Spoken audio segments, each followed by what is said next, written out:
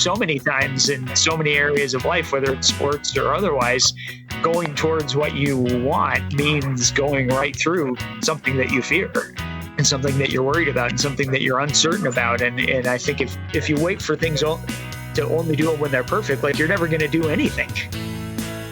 This is Running for Real, the podcast for runners who know that for every runner's high, there are just as many lows. All those just missed PRs, easy runs that feel hard, injury blues, and more. Each week, we'll talk to running, health, and wellness experts about their highs, lows, and best advice to build our confidence. Running for Real is about being honest, being brave, and most of all, not feeling alone.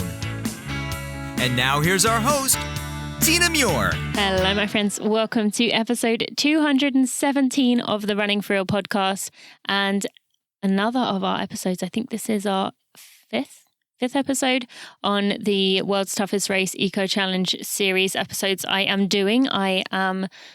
This one was a tough one, and it's not because my guests were tough in any way. I absolutely loved talking to these people, these two, father and son, but it was a tough conversation because I've never really been around anyone who has worked through the challenges that they are working through. And so I was a bit nervous about using the correct terminology or things to say, and how rambly I tend to be is obviously not going to work too well in this situation. So this was a difficult one for me. I'll tell you a bit about that just in a second. But if this is your first Eco Challenge World's Toughest Race series episode that you are listening to, I encourage you to go back to listen to the other episodes, as we have had such fantastic episodes with these guests. Episode 1 was with Nathan Favre and Sophie Hart, who were half of the winning team of Team New Zealand of the Eco Challenge. Then we went on to have Corey Waltering, and he was in Team Onyx. You get to hear about his story and their intention moving forward. The episode after that, episode 211, was with James Lawrence, aka Iron Cowboy. We talked about his journey during that event and also his journey doing the Iron Cowboy, which was 50 Ironmans in 50 states in 50 days. After that, we went on to talk to Tashi and Nungshi Malik, who were in the Kukuri Warriors. They are just these twins who are breaking down barriers for women all across the world, but particularly for women in India. And then so I guess this is episode 6. Then we had Emma Rokar, who was in Team Summit, who is also an ultra athlete and is who I want to be when I grow up. Absolutely amazing human being there, and a close friend of my guest today. So just introducing my guest today, Travis and Mark, aka Mace, Macy.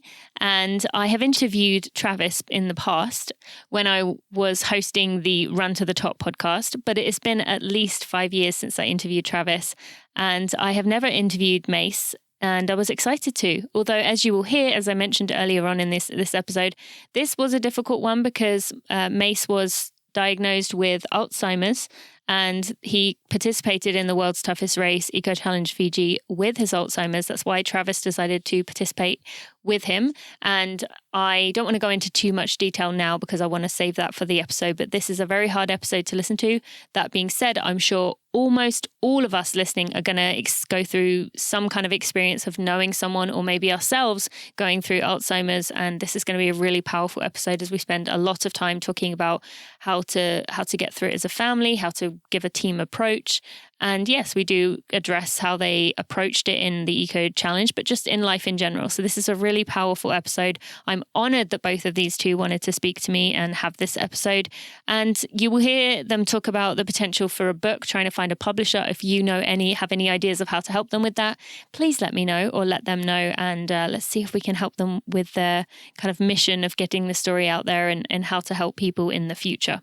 So I'm not going to say any more. We're just going to take a moment to thank our sponsor, and we'll be right to the episode with Travis and Macy. Thank you to MetPro for sponsoring this episode of the Running for Real podcast. Now, you may remember hearing my episodes with my guest, Angelo Poli, who is a body transformation expert, founder of MetPro, a concierge nutrition, fitness, and lifestyle coaching company. When I first learned about this company, I told you I was a little bit skeptical, but I learned that they are not wanting you to guess what to do with your metabolism. The experts at MetPro are there for you to help you reach any goals or the struggles you might be going through. They've helped thousands of individuals transform their bodies by hacking their metabolism through concierge coaching. Over the years, MetPro has heard from people that they wish they could experience the benefits of the signature concierge coaching, but at a lower price. Now, I know that was a concern of many of you.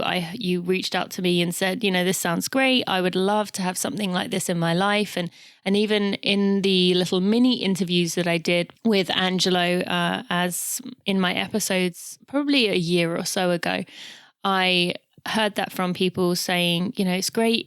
I found a way to work around my family and my life situation.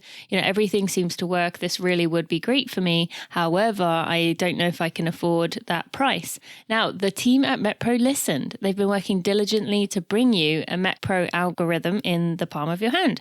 So today I'm excited to share their newest addition, their big news, which is the MetPro Platform, an app that allows you to experience the same science and the same tailored strategy that their expert use. So something particularly special about what MetPro is doing for our audience is that you have a chance to be one of the first to experience it. This isn't a food logging tool or a workout app. The MetPro Platform allows you to start tracking, analyzing, and learning what your metabolism responds to best. If you sign up using metpro.co/Tina, you also get 14 days free. So you can go check it out. You can see what you think, and then you will continue because you will love it. And I've checked out the app. I think they've done a fantastic job. A lot of the time, I think apps are kind of rushed together, but as with everything, MetPro really puts time, energy, and thought into everything. And they really have done a great job with that app. So you can head to MetPro, that's metpro.co/Tina to take advantage of your 14 days free. This is a special opportunity for Running for Real listeners. So I hope you will go check it out. I am excited to be working back with MetPro again because I think what they are offering is going to help so many of my listeners. And if you have not heard me talking about MetPro, I will be putting my episode with Angelo Poli in the show notes. So you can go listen, go learn a bit more. Don't worry, it's not one of those episodes where it's one giant ad. He answers your questions. And the episodes following that, you will be able to find them as well. The episodes that we go through some of your questions that you submitted. So when I first started talking about MetPro, I was able to ask you what you thought, and you gave me some suggestions, and I asked Angelo in the episode. So go listen to that episode with Angelo Poli if you are unsure, but I really am excited about the MetPro Platform. You can go to metpro.co/Tina to get 14 days free. Travis, Mace, I am so excited to have you here today. Thank you so much for joining me on this Eco Challenge series of the Running for Real podcast. Thank you. Yeah, thanks, Tina. Awesome to be here. Yeah, glad to be here with you and the listeners, and honored to be with in the company of the other Eco Challenge guests, many of whom are friends, and we're just glad to be part of it. Yeah, Emma in particular, I have actually already interviewed her, and she got quite emotional when she was talking about the friendship she has with both of you, and just how good friends you've become over the years. So that was pretty cool to hear her say that. Yep. So she's a wonderful person.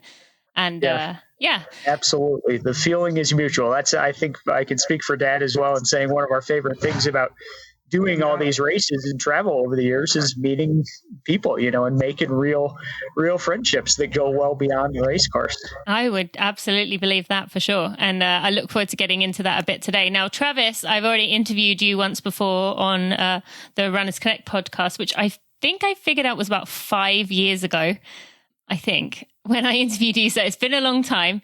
And so we'll go into some of the things about your story. But Mace, I haven't had you on my podcast, and I've been telling people for months to go watch the world's toughest race, Eco Challenge Fiji, so they at least know some background. But I'm excited to let them get to know you, particularly because you have done a lot of the ultra endurance running events. And I look forward to kind of going into those a bit. But Travis, I'm going to start with you being, last time I had you on the podcast, it was to talk about your book, The Ultra Mindset, an Endurance Champion's 8 Core Principles for Success in Business, Sports and Life. Now, I want people to go back and listen to that episode so they can primarily hear about that. But how have you been applying those principles in your life in recent years, maybe in ways that at the time you didn't realize they would apply? Oh man, that's a good question. There's continued to be the racing, which, is part of my life and part of what I do. And I think those principles for resilience and perseverance and mindset definitely apply in that racing realm. Although, over the last 5 years or so, I've raced less. My kids have gotten older. I've done more coaching and kind of as you're putting more energy and time into coaching, maybe just less desire to race myself, but continuing to do some stuff, a little bit less running, more ski mountaineering, less adventure racing overall until that world's toughest race, which was obviously a very big and time consuming and special and fun effort. But I would say outside of racing, just in other areas of life. I mean, parenting, my kids are 7 and 9 and parenting is wonderful and it's also challenging. It's one thing that'll push you to the limit over and over again. So thinking about, think about your thinking, for example, I think that applies with your parenting and keeping a long-term view and keeping the big picture in mind. I think those are all big things with parenting, with marriage, with, something like a global pandemic that probably the listeners have heard of. That's something that we're all dealing with and is a big challenge for sure. Yeah. So, that I think is, that's been on my mind definitely. And, and then with our family's Alzheimer's journey as well, we've kind of, that's been a big challenge for us and something that we're, doing our best to have a strengths focused and team based approach to. And I think we're, doing a decent job of that. And a lot of that is the mindset that comes from racing and other things. And Mace, how hearing Travis say those things, talking about, parenting and the way he's approaching kind of the challenges that come up. And in particular, what was addressed in Eco Challenge was your Alzheimer's. How do you feel Travis has changed and grown in the years that you've known him to be able to address these challenges? Wow. Sorry, that's quite a long question. But, Travis is just an amazing guy, and we've kind of changed roles, if you will, a little bit. I was his dad I'm still his dad, but, I took care of him for a lot of years and, we traveled around and did a lot of stuff when he was a kid. And now things have changed. He, along with my wife, Pam, and my daughters, all of them are helping me out and making sure that I'm okay and doing the best that we can to make sure that I'm going to, I guess, live as long as possible. Mm-hmm. And, it's pretty difficult to even imagine, what's going on with our family. It's new, and Trav's a big part of it. And when we're in Fiji, Travis, did a lot of taking care of me. We're out in the dark and, rocks and stones and rivers. And, there's a big part of that time where, man, I couldn't even figure out where we were, and so having said that, the rest of our team, is the same way. Yeah. Nellie and by the way, it's Alzheimer's. Sometimes I forget people's names. Okay. Yeah. So, but our team, did a bunch and it helped me out as well. So, and for you getting to race with your son, who has been, such a rock for you, how was that experience being able to compete in this event that you'd done for so many years alongside Travis? Oh, it was just great. I mean, when we first started talking about doing this, the two of us, I was going to race with Team Stray Dogs that I've been racing with for decades or whatever. And we decided that Travis and I would race together and instead of with the Stray Dogs. And, I just was excited from the very get-go of it. And I was at all times during the course of the race. It was just the best, you know. Couldn't ask for anything better. Was it the first time you would both race together in any capacity?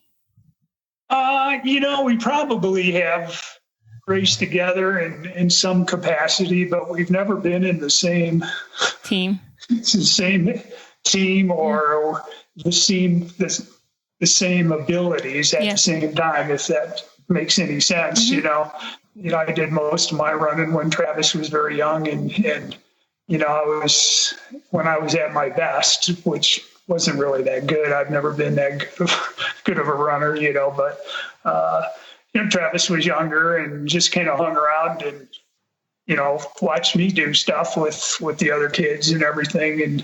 And then when Travis got a little bit younger, he was way better than me, and you know, he still is. You know, his abilities are long past mine, and he's smarter and faster and everything else than I ever was. So, Travis, do you want to correct him? To answer your question, I get to run with him very much. You know? Yeah. No, I do want to chime in, and I just want to say, you know, one of the things I love about these long distance sports, whether it's you know, ultra running or long distance running or adventure racing, is, you know, they're a microcosm of life with the ups and downs and the team.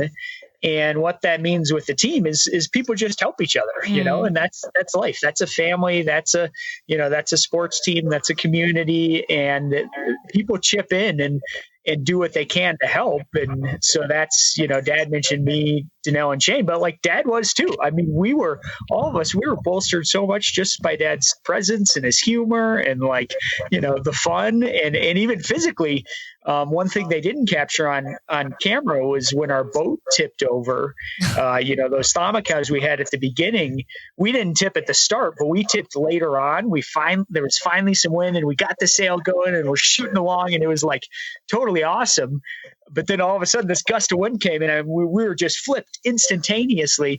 And I mean, I got dunked under, like, and I was gulping water, you know, and very disoriented for a minute. I feel this, you know, hand on my back grabbing me and yanking me up. And, you know, it was Dad, like, just still being my dad and pulling me up. And he's, you know, "You okay, Trav?" And I'm like, just, yeah, I think so.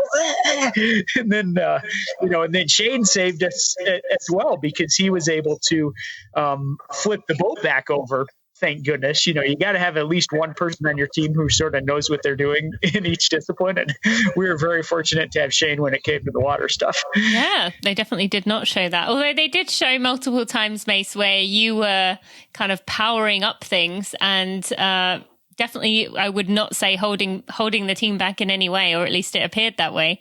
So I think you need to give yourself a bit more credit with that. And on that note, before we go any further into Eco Challenge, Mark, having done you've done 8. This was your 9th Eco Challenge? Yes. Okay, so you've done 9 Eco Challenge. I think it's 9. Yeah. You've done Leadville, Badwater. I've never known how to say that. Edita shoe? Is that how you say it? I did a shoe. Oh, okay. Yeah, I've always seen that. I've never known how to say it. It's like the Iditarod sled dog race, but it's, you know, snowshoeing or running. So yeah, I did a shoe. Yes, thank you. And then Marathon des Sables. So I did. Those are in Alaska, by the way. The Idita Sport races are in Alaska, and I don't know exactly how many I did, but I've got several 100-milers on snowshoes in Alaska in the wintertime. And amazing. That stuff is really cool, man. It's one of my favorite events of ever. Yeah. You know, and I haven't done them in a while, but boy, they're a blast. Yeah, I mean, I can only imagine. See, this is where I feel like I would say, oh, I'll never do one of those. But having watched things like Eco Challenge or getting to talk to people like you guys, I'm learning to not say I'll never do that, because you never know what the future could hold with events and stuff like that. So really cool. But I think proves the point that you've done these really hard events, accomplished them, just made your way through them, really made a name for yourself in the kind of space. And it came across very well in the series that you were not only inspiring people, Mace, by what you were doing in this journey, but you also had been that person to help people on their own journeys along the way. So why did you feel the need when you were, whenever you're adventure racing, to keep helping others who aren't even necessarily in your team to accomplish things like this?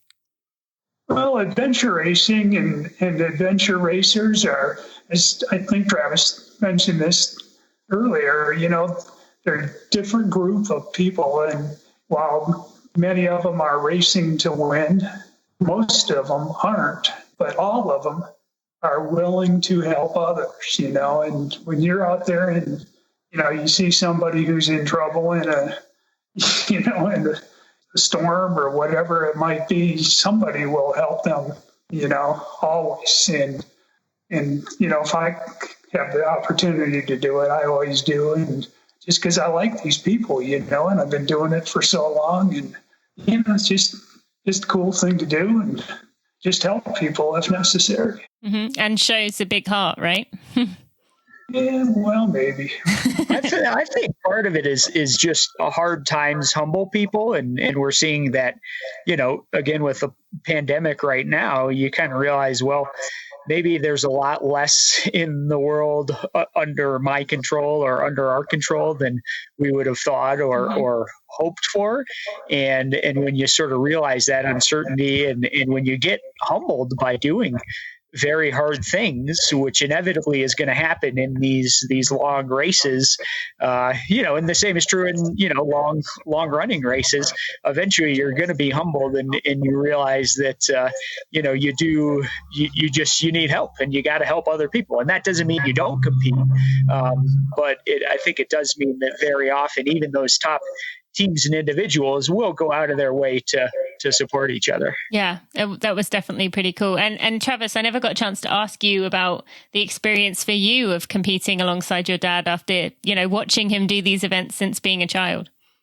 Yeah, I mean, same thing, I guess a few steps, like, beforehand, I think there was a lot of anxiety and uncertainty for all of us about getting to the race. Can we do it? Should we do it? Can we get everything together? Will they approve, our team doing the race? So that was very challenging. But once we got there, we really, that it was kind of the celebration. Like, we got to be present. We got to just enjoy the process, which was great. And we had a ton of fun joking around, like I said, and laughing and just enjoying things out there. And then more stepping back, big picture, as Dad alluded to, I think it really was kind of a rite of passage, sort of, and helping empower us for the next steps with what may come. And, honestly, all of this, doing this podcast right here, that's part of us continuing forward as a team, of staying engaged, of working towards a book that we hope to put out maybe sometime next year, which, again, has some uncertainty. We're still looking for a publisher. We might get one. We might not. We think we will. We believe in it.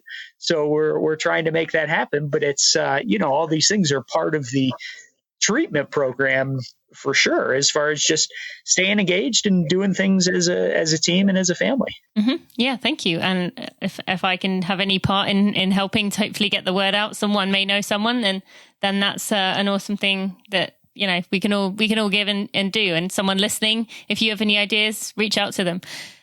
Now, I want to go, before we go any deeper, a question that I've had from a listener, which is, why did it, do either of you know why there was such a big gap between the previous Eco Challenge and this one? No, I don't know. I never did find out why that happened. And, we were all taken aback by the fact that there's no Eco Challenges left. And then all of a sudden, one day, my closer tells me there's going to be an Eco Challenge, there's going to be another one. And I said, where is it? And he says, it's in, what is it? I just forgot. Fiji. I said, it's in Fiji. It's in Fiji. And I said, oh, no, not Fiji. We were there 20 years ago, and I swore I never would come back. And that place is the most difficult place in the world to try to race through, but we all went, and it's just the best. I mean, that race we just went through is probably the best race I've ever been to. Just the way that they set it up, and it was just perfect. Everything was good. Everything was as good as it could be. That's so good. And just two questions related to that. So there was the last one you did before this one. That was Fiji as well? Yes. So they stopped in Fiji and then restarted again with Fiji? Yes. That's interesting. And with it being in Fiji, you said, oh no, Fiji again. How did it compare to the previous time you'd done Fiji in terms of what they had set up for a course? They were both very difficult. Mm-hmm.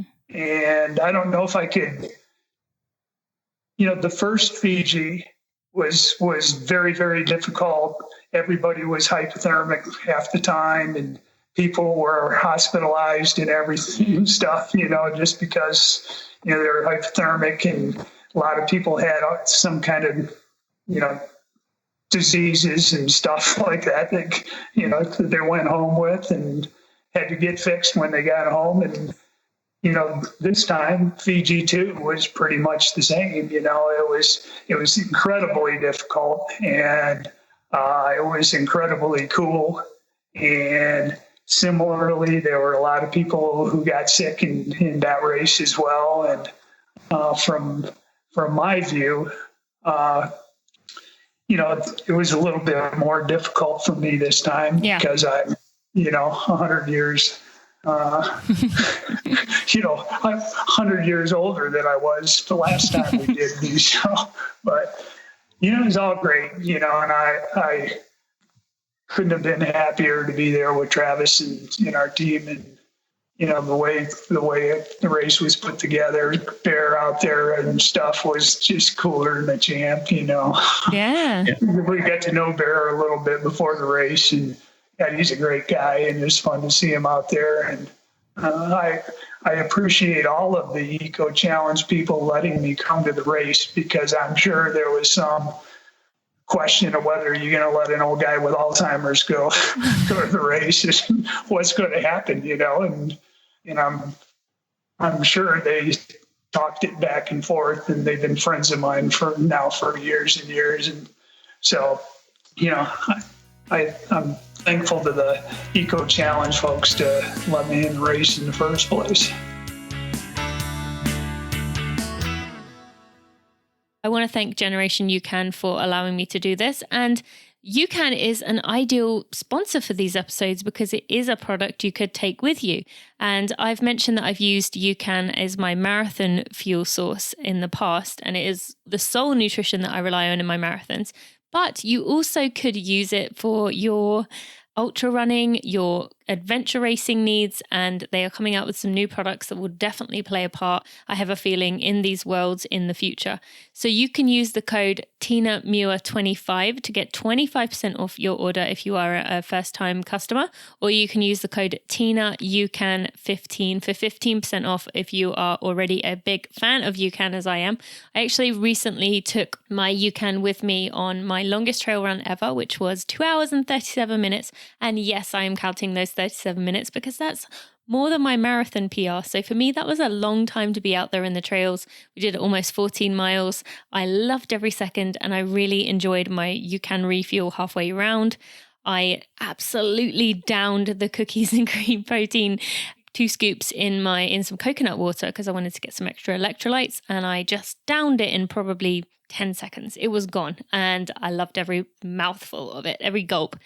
I also am a massive fan of the bars. I have at least one of those a day. My favorites are the salted peanut and the peanut butter chocolate. And now the weather is cooling down, I can get myself more of those chocolate peanut butter bars without worrying about them melting. So again, you can go to generation.co and use code TinaMuir25 to get 25% off your order if you are new.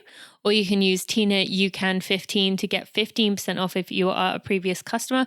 Or you can go to generationucan.com/discount/TinaMuir, and that will put the coupon codes straight in there for you so you don't have to worry about them. I'm sure there was some question of whether you're going to let an old guy with Alzheimer's go to the race and what's going to happen, and I'm sure they talked it back and forth, and they've been friends of mine for years and years. And so, I'm thankful to the Eco Challenge folks to let me in the race in the first place. And I'm sure they're very thankful to you for a lot of the things you taught them and inspired them with, not just this Eco Challenge, but all the other ones you've done as well. So I'm sure the feeling is mutual. And Travis, for you, a question, this is another listener question. Someone wanted to know about vision. Any thoughts on, do people have to have 20/20 vision? Is anyone wear contacts? Tanya wants to know, she said, I'm keen on adventure racing, but wondering about vision, particularly while kayaking or rafting.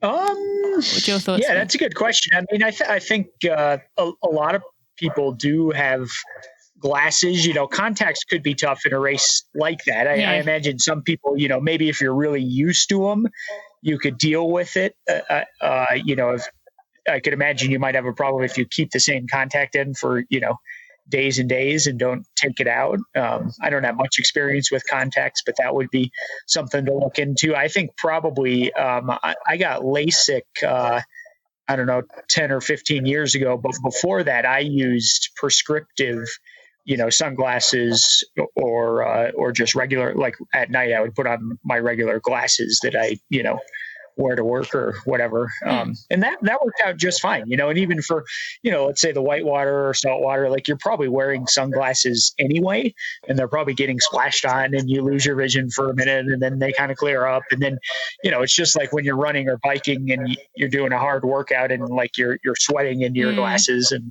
they get all dirty and gunky, but you clean them off. So I wouldn't worry about it too much. There's a blind athlete named Eric Weimeyer, I think is the pronunciation of his last name, who lives here in Colorado. And he's summited Everest, but he's also done a few of these big adventure races and stuff. So, my advice to someone would be like, if you want to do this stuff and maybe you have some quote disability or limitation or something, welcome to life. Like we all have natural strengths and weaknesses, and some of our weak points you couldn't see on the surface, but we all have them. So I would say, go out there and try it and figure out ways to work around. And what's great about these team races is you really are a team. So, if someone's not quite as strong or, struggling a bit in an area, probably your team can figure it out together. Yeah, no, that makes sense. Yeah, definitely. Well, thank you. And I think that's kind of the goal here with this episode, is to show people that, if it sounds cool, sounds like something fun you'd like to do, there really isn't any reason not to give it a try. I mean, Mace, you mentioned about Stray Dogs. I just want to explain for anyone who hasn't watched it. Stray Dogs was the youngest member this time was 65. Was that right? 58. Yeah, maybe. Something like that. Yeah. And the oldest 68, I think. I think the youngest person on Stray Dogs was 68 or something, was the youngest one. I'm not sure. Yeah. Well, I mean, either way, definitely kind of the oldest participants, I think they said in the series, but got out there, didn't complete it. Actually went out around, spoiler alert, sorry to anyone, but I've been telling you for weeks to watch this. Went out around the same time that you guys did, but right. Just kind of had this real fiery and determined attitude to just really go as far as they could. And it was really cool. So that's another excuse I think people might use. I'm too old. I've got this wrong with me. I've got that wrong with me. So I wanted to use this episode to really show people there's no excuse. If it's something you want to do, go for it. So, anything you'd want to add to that, Mace?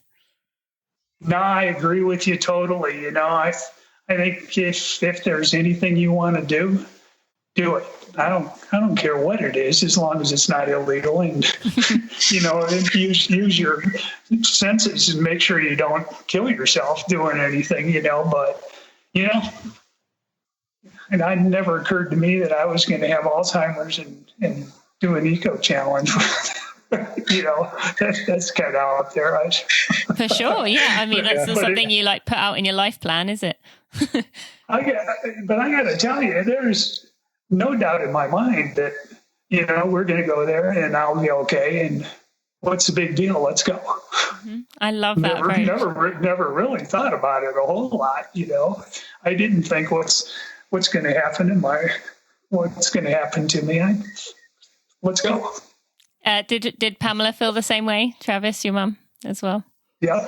Yeah, she agreed. I love that. That's so good. Yeah, I think as we analyzed, are we going to do this? We said, okay, on the one hand, yes, there is a risk inherently of, an older person with Alzheimer's going out there and doing this race. And particularly, like Dad said, we know there's risk of infection from leptospirosis and all these other nasty things that live out there in the jungle. And for someone with Alzheimer's, if you get sick or you get an infection and end up in the hospital, that's not going to be good, at all. So we knew those things were a risk, but we also said, is that risk bigger, or would the risk of just kind of throwing in the towel and not going, not pursuing this great opportunity to live fully, that's very important to our family, and we're probably not going to have a chance to do this again, what's the greater risk? And it turned out that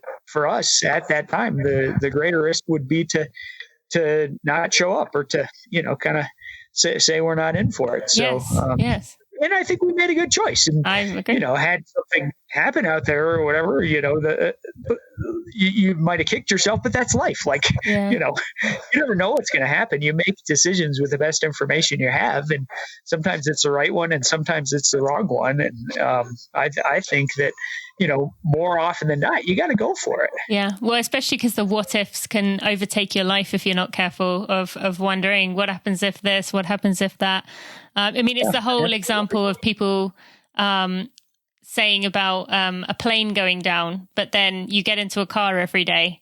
But people don't think of the what ifs of getting in a car. Well, I'm sure some people do, but not everyone thinks of the what ifs, because it'll just drive you mad thinking about what if I cross the road at the wrong time or whatever. So thank you for that. Now, diving into that a little bit deeper, for people with loved ones who are starting to come up against this challenge, 1 in 10 people, based on what I was reading of statistics, 1 in 10 people over age 65, 5.8 million people currently are working through Alzheimer's, and expected to be up to 14 million by 2050. So this is going to affect, I would say, probably everyone listening at some point, someone you know. So advice, Mace, from you for listeners who are in the early stages, what would you say to them with regards to a way to approach their lives as this starts to, become a reality? Well, I appreciate you asking me about that, and if you hadn't have, I would have. I try to talk to people sometime during these interviews, and Alzheimer's people, and address them, and so thanks for letting me do that. And my advice is, first I got to say I'm not a doctor. I don't know anything about Alzheimer's except what it does to me, and I know a little bit about it, but I can't help anybody out. But it's my observation and my opinion, and what I recommend, that if you have Alzheimer's, you just gotta go. You gotta do what you need to do to keep your life in the best terms you can. And I advise you strongly, and I don't want to sound like I'm giving away bad advice or anything else like that. I think that every person who has Alzheimer's disease has to take care of themselves. They have to have good diet. They have to have some form of exercise. And in my case, the exercise is overdone probably, but that's what I need to do to live my life. But I don't think you can, I don't know, I just can't believe that people don't take care of themselves and for anybody. And that goes to Alzheimer's people just like anybody else. You got to take care of yourself, and you got to do whatever it is that's necessary for you to live your life with your family, and just keep on going, and don't stop. Don't ever stop what it is you're doing, because that's the only way any of us are going to progress, whether you have Alzheimer's or anything else. And so, if I could chime in, Sure. I think maybe again, and I'm not a doctor, I've read as many books as I can about this stuff, but in my opinion, or at least the things that we're, trying to do now, I said before, a team-based approach, a strengths-based approach where you're really, focusing on what are the strong suits, where does Dad feel comfortable? What does he like doing? And like, Dad loves trekking around in the woods and BSing with his friends and with me. And like, so why not spend as much time doing that kind of stuff as you can? And then I would say broadly, the two main areas are, number one, staying engaged. And again, does that mean adventure racing, or does it mean time with your grandkids, or does it mean, maybe you like fixing cars, whatever your thing is, staying engaged and doing that. And what it means to be totally engaged, that's going to change over time. And that's okay. Like in 2019, being fully engaged was us doing the race together. And, our plan for 2021 for Eco Challenge is, Dad's not racing with the team, but he's still coming, and he's still part of the team. And, hopefully he's hanging out with the crew and, just being part of it all, because he very much is part of the team. So that's, it shifts over time, but that's okay. It's staying engaged. And that was a piece of advice I got from a friend of mine who's a doctor, in this process. He said, Travis, especially for older folks, when they get a diagnosis or they have an injury or something happens, the people who stay engaged and still have a purpose, they do much better. They're much happier, and they live longer, plain and simple. So staying engaged. And then the other piece, and then I'll wrap up, and this will be familiar to runners, I think, is doing a lot of little things that can probably add up to make a difference, right? Especially for, experienced runners, as you run more and more and get faster and more wise and have more experience, it actually becomes harder to get better. Like the gains are smaller. You take like a world-class runner, and Tina, I know you're a very high runner. Like it's a lot. It's harder to improve because you're already at a certain level, and you have to have more attention to detail, and you have to do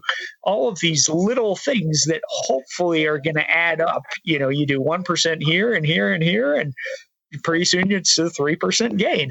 And I think, that's a view I have with something like Alzheimer's, is let's do a lot of little things, like Dad said, with diet, with supplements, with we're using something called the Bredesen protocol, which is a functional medicine approach. And it's, a ketogenic diet, and doing all of these little things, and having the faith that doing many little things can and will add up.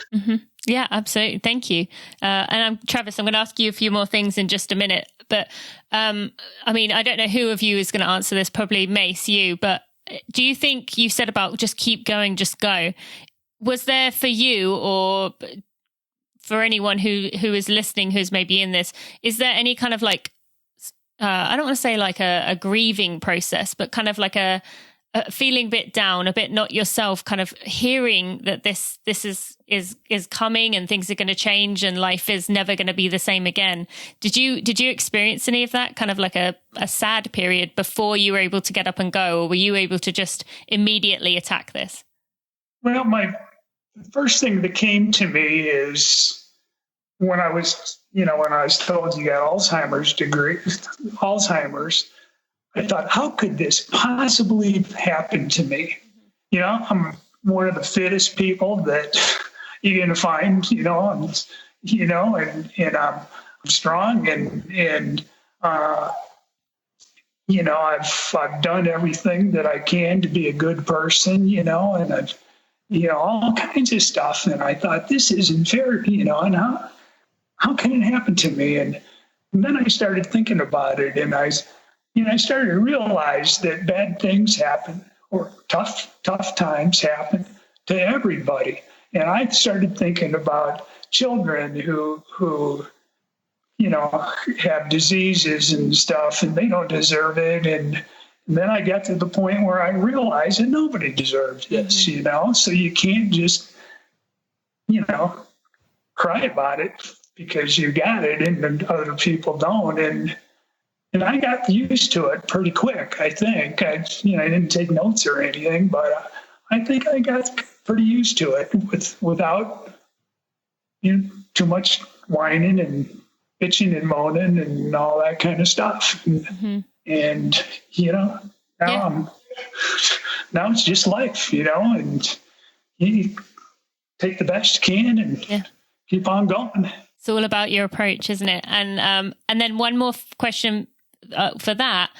What about for listeners whose family is just completely devastated, derailed, totally unsure what to do? What would be your best piece of advice for someone listening whose family member has just been diagnosed with Alzheimer's disease? What would you say to them to how they treat that person? Well, my best advice would be, again, don't quit. Don't give up. Whatever it is that you need to do in your life or your loved one's life to keep you guys going, you just got to keep going and don't stop. And I say that all the time, don't stop. And then I think to myself, what does don't stop mean? Well, don't stop means just keep on going with your life and do as the best you can.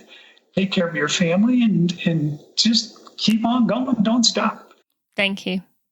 That's great advice. And Travis, what about you? What would you say for loved ones with what to do and maybe even what not to do?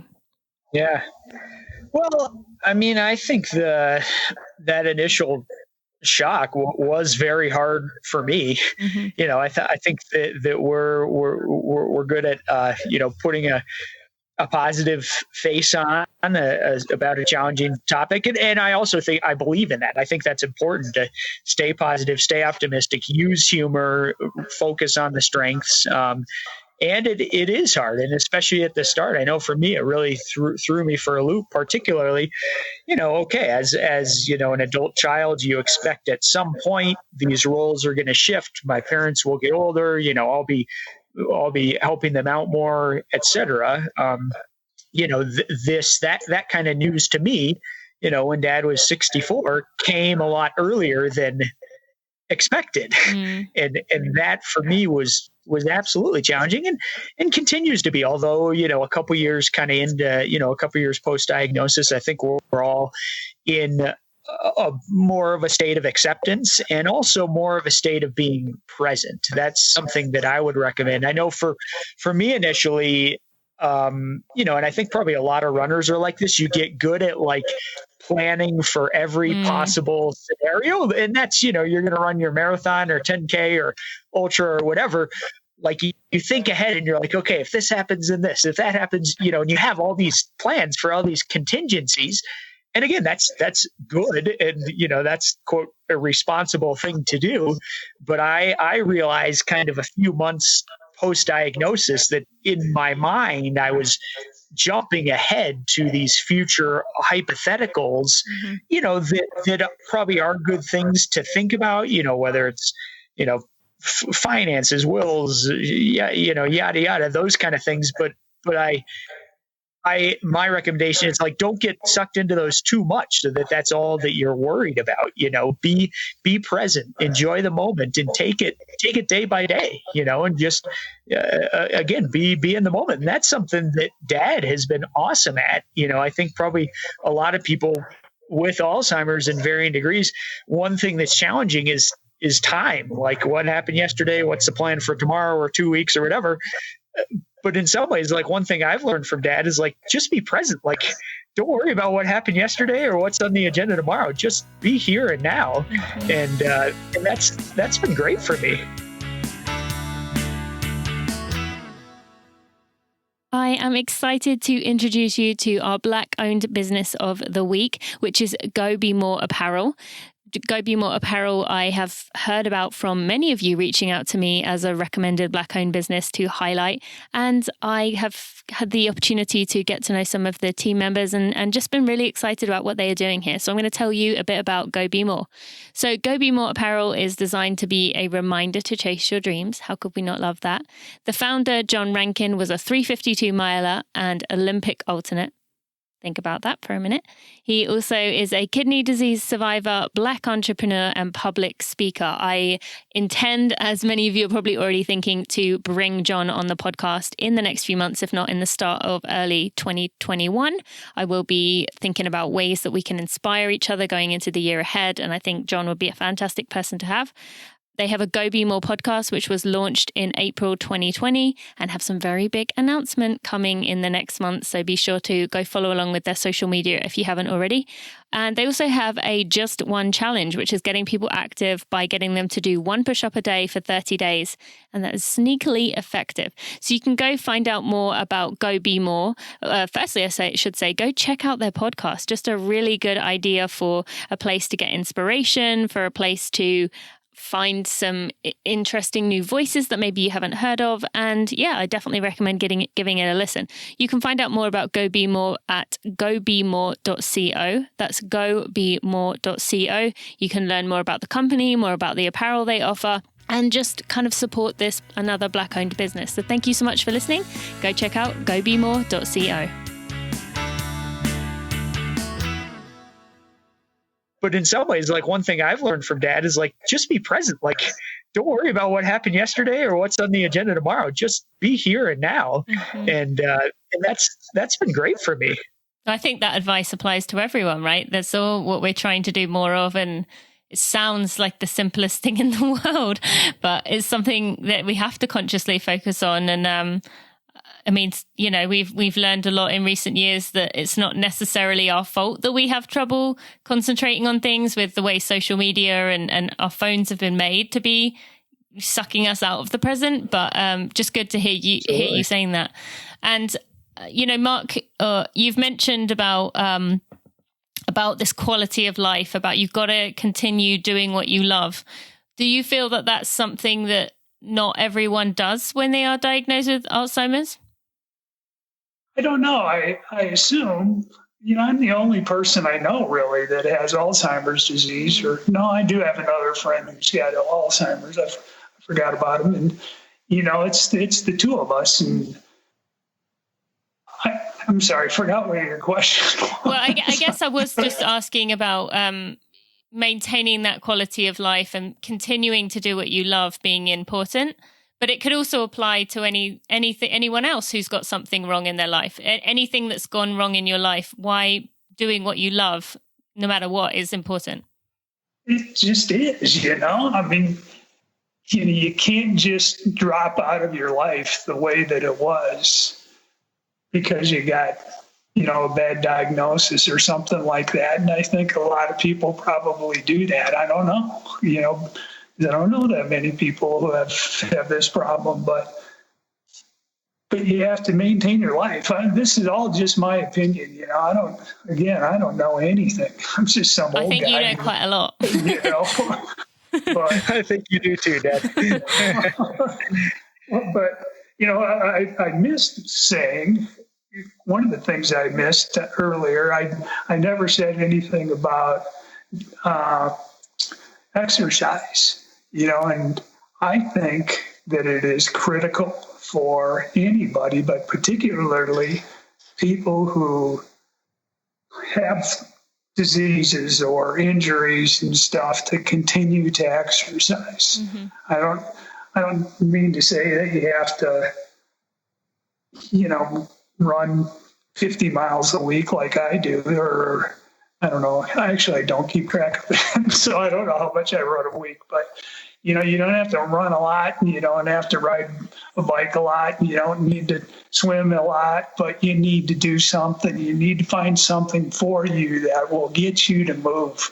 And moving is as critical as anything could be, or else you just sit around and do nothing, you know. And you know, for all my Alzheimer's brothers and sisters, if there's anything I can say that is critically important to me is movement and exercise and eat good food. And again, I keep saying this, and I won't say it again. You just got to keep going. You have to keep strong and be as good a person as you can be. And man, don't quit. Yeah. You are certainly embodying all of that in everything you've said today, in everything we've seen about you. You embody that in every sense. So keep on doing that, because I can only imagine the amount of people you are inspiring hearing you say this right now. And I'd love to hear, Mace, during the Eco Challenge, when your chronic back pain started to really flare up, and just, the challenges that come with being tired, and even though you were getting extra sleep, just being tired. How did you handle that internally, knowing that you did have to get on the horse to kind of help you, or you did have to rely on other people to help you? Did you struggle with that at all, kind of that loss of independence? Maybe I need to apologize for the first thing I said about the horse. It wasn't a very nice thing that I said. Don't worry about that. I just kind of lost it, And, I don't want to get on a horse. I've been on horses and fallen off of horses. We got off horses and we had they were Arabian stallions that we rode in Morocco. Those Arabian stallions tried to kill us, and they almost did it. We got off, and those horses had been staked out in the desert, and for I think for days, and by the time we got there and they unstaked those horses, man, they tried to kill us. They were ready. Almost got Marshall Ulrich. That was Eco Challenge 99, right? Yeah. Yeah.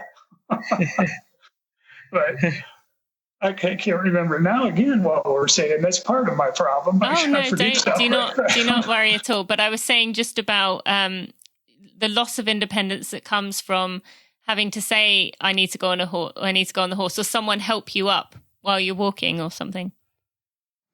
Yeah, I don't like people telling me what to do or how to do it, just like lots of people. Mm-hmm.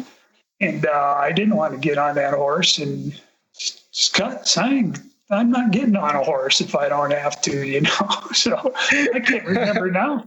If I got on the horse or not. You did, but you weren't happy about it, definitely.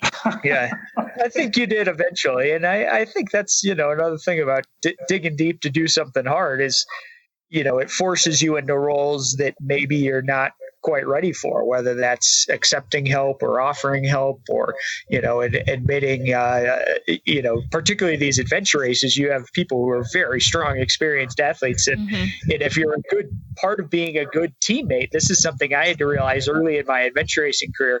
Part of being a good teammate was not necessarily always being the strongest person, because no one can. Mm-hmm. Of course, that's good and helpful to the team, but the part of being a good teammate is admitting when you need help, and that's letting someone carry your pack, letting someone tow you. An adventure, you saw that on the show. Like, people are like, "What the hell are they doing? Is that guy getting towed along?" And that's actually par for the course. People do that in adventure racing. You tow your teammates along, and then you feel like crap, and pretty soon the guy you were towing is now towing you along.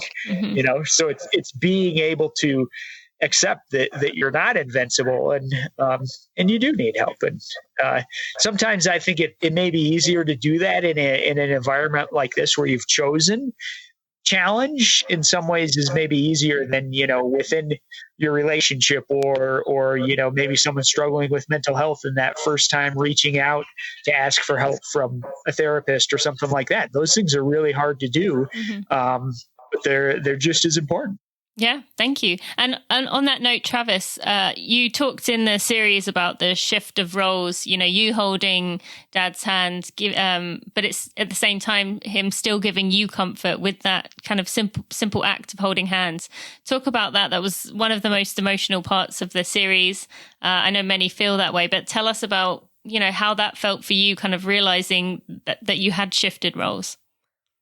Yeah, like I said, this race happened to align at a time, in the life journey of our family where a shift was in the making, was occurring, and it just I think being out there and doing something very important to us in a challenging environment was able to sort of provide that rite of passage, if you will.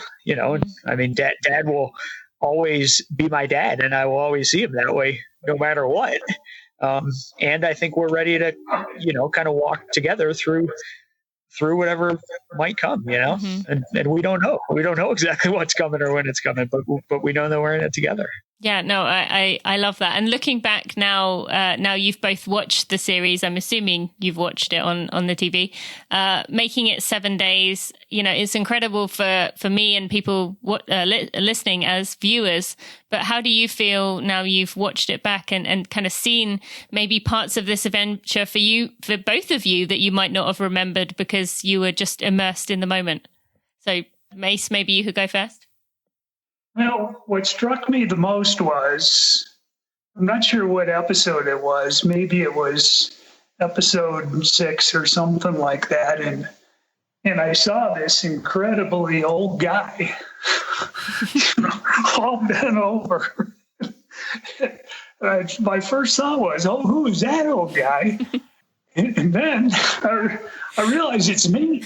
I could not believe that I was that old, and I still don't believe that I was that old, and they must have made a mistake. That couldn't have been me. Was that when you were having the back pain, I take it? Yeah. Well, I mean, I guess that shows how far you went. That's not unusual to me to have that back pain. I've had that happen to me several times. And when it does, it just drops you to your knees and you can't do anything. You stand up and look like an incredibly old guy who scribbled or something, But, it was okay after I got used to looking at that old guy. It was okay. It was okay. I think you can give yourself a little more credit than it was okay. But Travis, maybe you could give him the credit that he's not giving himself first. Yeah, well, about watching it, and first a brief aside, I just another tool of ours has been humor. I think just when you can add, and this comes naturally to Dad because humor has just always been one of his strengths. He's been an entertainer. He's so fun and funny, and embracing that as like, okay, sometimes things are very hard, but if you can add fun and funniness to it, it might be better. Sorry, my dog's barking here. I was saying we're all figuring out this COVID world of who gets to sit where for their Skype meetings.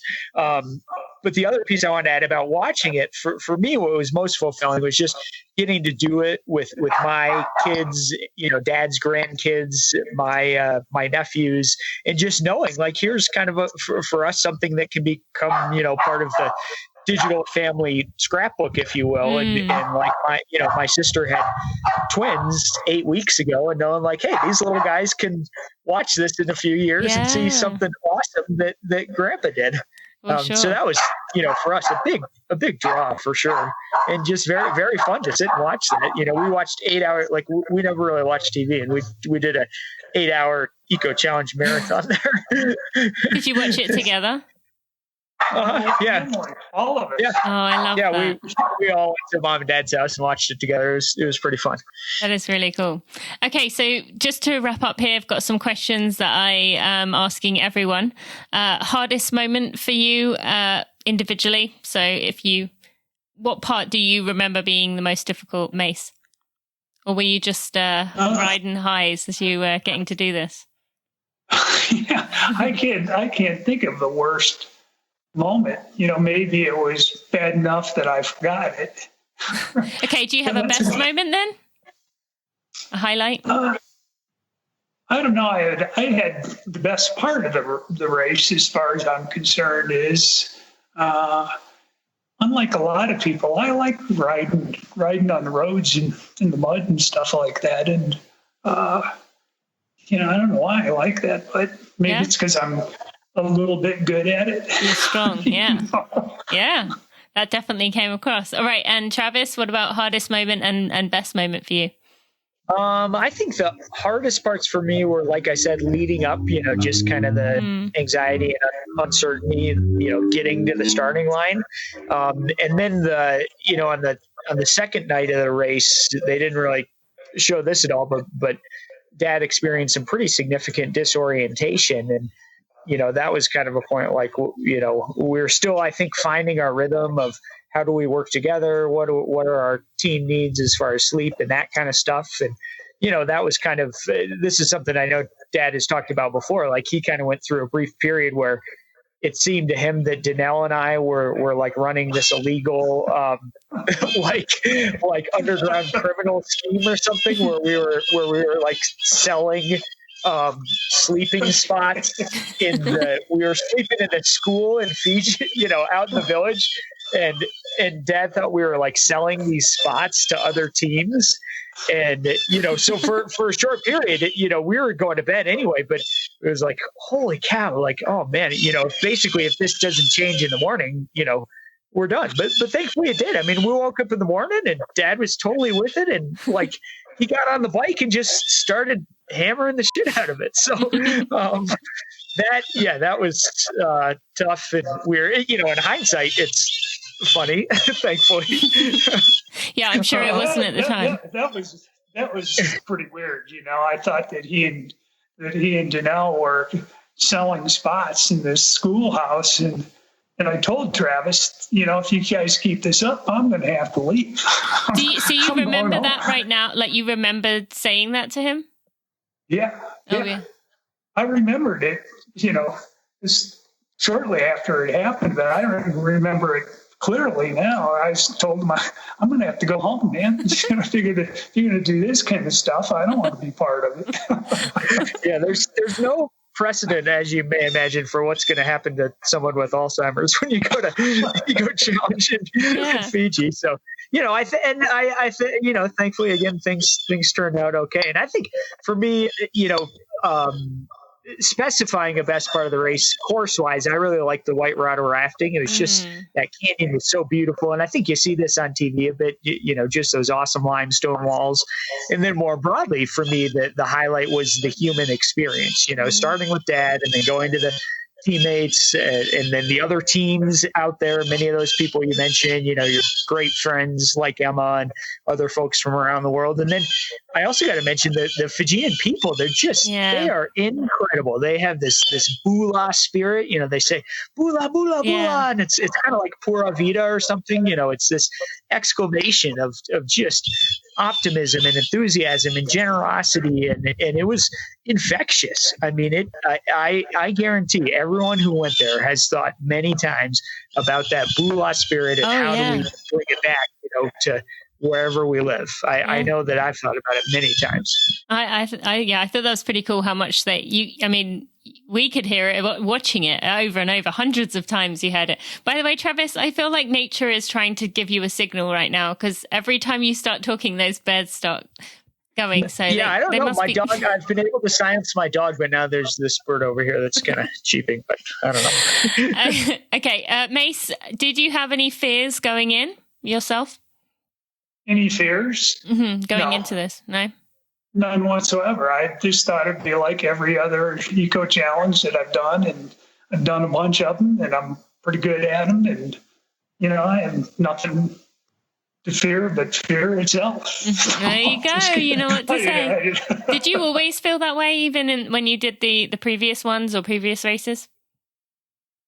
Yeah. I raced with, the same people all the time, and Marshall Ulrich and Bob Hall, and, in the early days, Lisa Batcham Smith raced with us all the time. And, we all of us in all those years got along great. And, every now and then somebody would come and somebody would take their place, but we all got along very well, and it was a blast. And I love that. I'm gonna miss it more than I can tell you.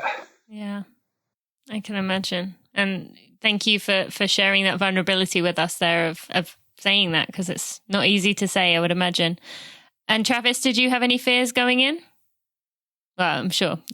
Yeah, I did. I mean, just, again, sort of the uncertainty, what's going to happen? How are things going to go? Again, can we mitigate, the risks like infections and that kind of stuff? But I also, even though the fears were there, like I totally wholeheartedly believed in Dad and my teammates and myself, to take care of each other, and I think we did. And one decision I made is I want to spend more time moving towards what I want and less time sort of ducking fear or moving away from something I'm afraid of. And so many times in so many areas of life, whether it's sports or otherwise, going towards what you want means going right through something that you fear.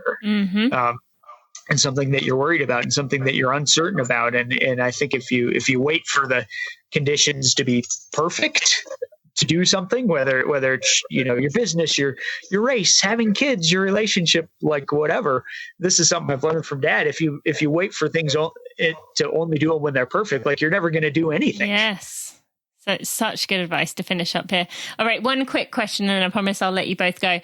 When watching it back, were there any teams that really inspired you? So Mace, maybe first.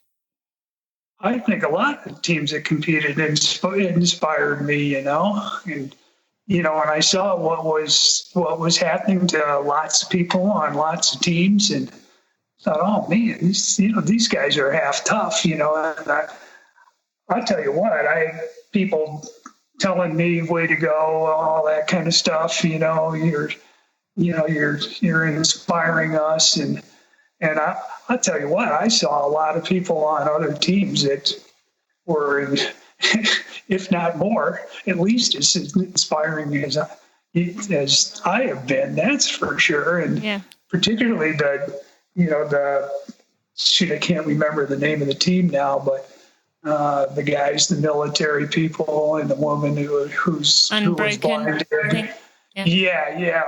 Unbroken. And I thought, oh man, why are people sending, me messages? These people are, man, it's 10 times harder than anything I've been through. That's for sure. Yeah, they were definitely inspiring as well. And Travis, what about you?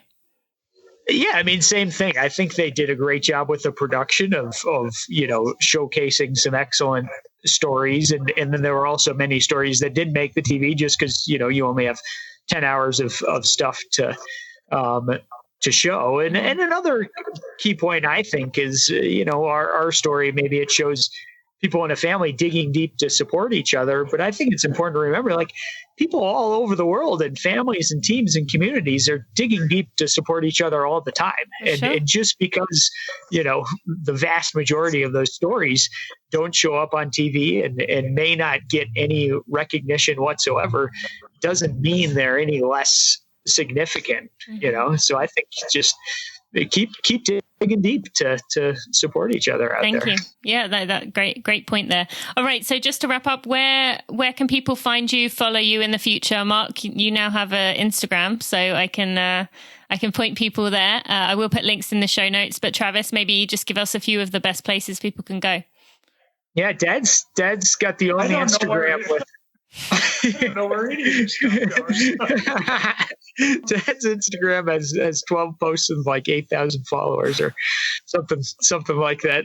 But Dad's is MMacy-146 and mine's at Travis Macy, and then the website is travismacy.com, or another site we have up is teamdonatelifeendure.com, and we're hoping to raise some money there for organ and tissue donation, which is another real important cause to us. And, there's other stuff, like we said, we mentioned we want to get a book out there and just hopefully kind of, spread some of our story or what we've learned with hopes that maybe that can help people, and hoping to maybe do some work like with the Alzheimer's Association in some capacity. And so I don't know, we'll see how and where it goes, but we're glad to be kind of pursuing this stuff together. Yeah. Thank you so much, both of you. If I could. Oh, go on. Yeah, go for it. Just a couple of seconds of your time. Yeah. Okay. Sure, go for it. Whatever you want. I'd like to urge any athletes that are watching this program that they can be very useful in donating their kidneys to people who have kidney disease and in grave trouble, and you don't have to worry about the fact that you're athletes and you're going to be in trouble if you don't donate an organ. That's not the case. I donated to somebody who I didn't know several years ago, and I'm perfectly fine. I got a brother-in-law who's donated. She's donated a couple of organs, and I think he did 6 Leadvilles in a row. Wow. on his own, and so that tells you that you can be the fittest athlete in the world and still donate an organ. And I appreciate you to think about it and maybe save a life for somebody. Yeah, thank you so much. I haven't ever really considered that in my life, but I will read up, and thank you for saying about the sport aspect, because I think a lot of people, that would be where they'd go. Like I don't want it to hold me back, as selfish as that actually sounds, things like that. So thank you so much. Mark, anything else you would add to, just you've said your catchphrase, I guess, with just keep going, but anything else you'd like to wrap up with here for people? No, just thank you very much. And, it's been great talking to you, and hope I run into you somewhere. And, I hope so too. Thanks a bunch. Thanks, Tina. Awesome to be here with you and the audience, and wishing everyone out there the best. Keep on running, man. What a great way to handle the pandemic. Love Go that. out and run. Makes everything better. Thank you both. My friends, if you have a minute and you could leave a review on your favorite podcast player, Apple Podcasts, aka iTunes, Stitcher, Overcast, Pocket Cast, Spotify, or whatever else podcast player you use to listen to this podcast, or if you would subscribe to this podcast, you will help me get out in front of new runners to make our tribe even bigger and even better. It might not seem like you as one person can make a difference, but really it helps a lot. And it shows me you appreciate the hard work I put in for those. Thank you so much. What an approach to life. And there were so many times during that series, it was incredibly powerful to watch them, but hearing their story here, hearing Mark's approach, and I just feel there's so many lessons there that we could all take, regardless of what challenges it is you are coming up against. His approach of just keep going, keep fighting, keep doing what you love to do is so important. And we hear that so often, don't we? That when people kind of lose that desire to go out and exercise or go out and do what they love, that is when things really start to become difficult. So I think there was many lessons for all of us in there, regardless of what our situation is. And I'm just honored that both of these guys came on to talk to me today. Now, I mentioned at the beginning of this episode the other Eco Challenge series episodes that we have done, and I have 2 left for you, or actually 1 left, I believe. Samantha Gash is going to be our final episode next week, and you just have a regular episode on Friday. And this episode on Friday is a huge one. This episode on Friday is going to be with Rich Roll. So if you're not already subscribed to this podcast, be sure to go sign up so you can go listen to it.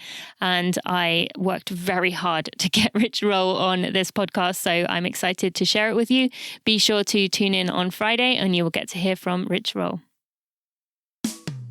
Thanks for listening to the Running for Real podcast. Be sure to check out tinamuir.com for show notes and even more helpful running information.